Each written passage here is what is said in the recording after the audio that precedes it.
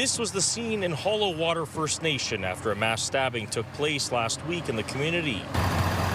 An 18-year-old woman was killed and several others were injured. The attacker later died in a highway crash with an RCMP vehicle. Residents in Hollow Water rely on landlines and Wi-Fi calling for communication, much like other communities outside of urban centers.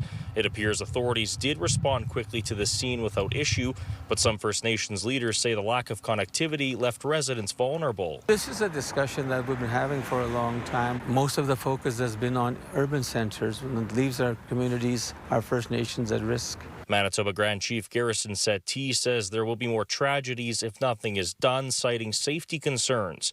Joel Templeman says this conversation is driven by the fact that internet and connectivity is treated as a commodity and not used for the common good. The priority is not public safety or public access.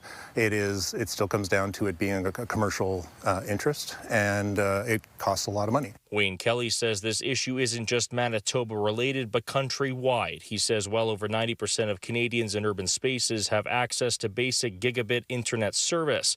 That number then, he says, significantly drops to around 60% for those living on First Nations communities. If we wouldn't accept that poor quality in 2025 in sort of Brandon or Winnipeg, why should we be asking our First Nations neighbors, our rural neighbors, to accept that quality in 2025 as well? Those I spoke to say this summer has underscored the need for proper connectivity in the north, not just with the recent mass stabbing, but with the hot and dry weather that produced one of the worst wildfire seasons on record, impacting tens of thousands of people right across the country.